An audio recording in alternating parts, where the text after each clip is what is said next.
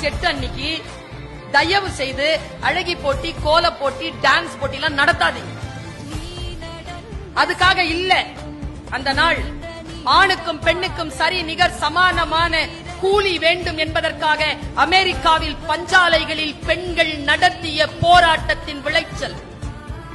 75 பெண்களுக்கு மேல் உள்ளிருப்பு போராட்டம் நடத்தி உயிர் துறந்த அந்த நாளை இந்த உலகம் அறிந்து கொள்ள வேண்டும் என்பதற்காக ஆண்களுக்கும் பெண்களுக்கும் நேரமும் சம்பாத்தியமும் ஒன்றாக இருக்க வேண்டும் என்று அவர்கள் எழுப்பிய போர் குரலுக்கு சில அதிகார வர்க்கங்கள் அசைந்து கொடுத்த அந்த வினாடியை இந்த உலகத்தில் பிரகடனப்படுத்துவதற்காக 1910ஆம் ஆண்டு நியூயார்க்கில் நடந்த மாநாட்டில் அளிக்கப்பட்ட தீர்மானம்தான் மார்ச் 8 சர்வதேச மகளிர் தினமாக கொண்டாட வேண்டும்.